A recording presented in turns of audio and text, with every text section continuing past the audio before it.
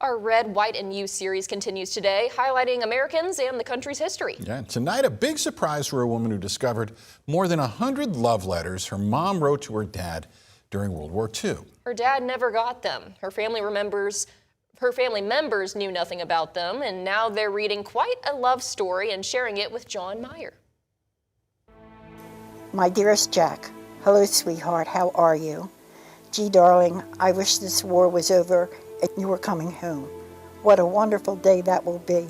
Kathy Filer of Gouldsboro reads the words her mother wrote to her dad 81 years ago. Our wedding day will be the most big day. Do you think you're nervous? I know I will be. Isn't that sweet? More than 100 letters Mary Jane Peel from Philadelphia sent to John Lynch in the Army Air Corps at the end of World War II.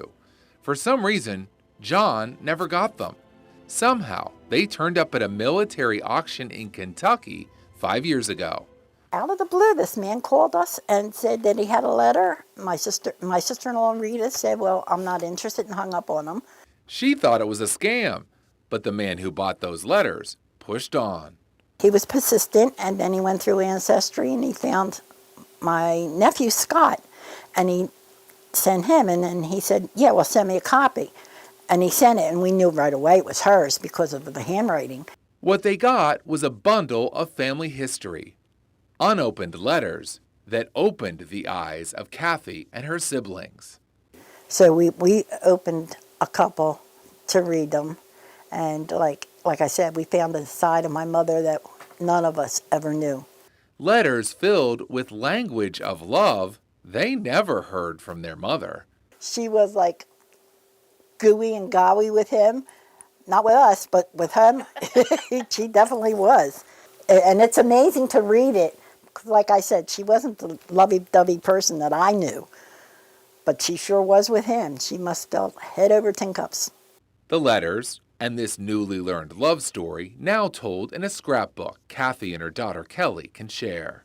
How about, it sure was swell walking along the country road with you than riding home in the back of the truck. Just like little things like that. Yeah, I know. Isn't that wonderful? Even the expressions, hello darling, hello sweetheart. Who talks like that? It's beautiful. But with the family curiosity came their respect for privacy. Have you read through everyone? No. No? No, and I don't want to. These are love letters. I wouldn't want my kids reading my love letters. Would you want your kids reading your love letters? No. John died young in 1965. Mary Jane died in 2002. Now their lives and their love revived 8 decades later. I love you. I love you. I love you. Sweetheart, if you're in all my dreams, love, sweetheart, Mary. And each one sealed and now preserved with a kiss. Sweet stuff. That's too cute. Very good story there. You know, I'm not one to typically just subscribe to the I was born in the wrong generation, but in this sense, bring back the real lovers. A good old love letter. We've lost that art. You do get writing cramp when writing all those letters. I think it's better with the thumb. Rolly, have you ever written a love letter? Well, it's a habit that weather. Change the subject, Bono. Yeah.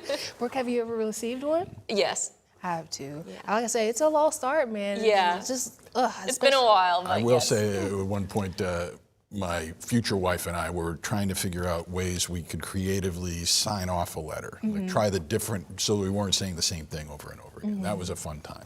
I love, that's one of my love languages, words of affirmation. Mine being too. very poetic with your words. Yeah, I love that. I think we're in the right business for that. Thank goodness. Yeah.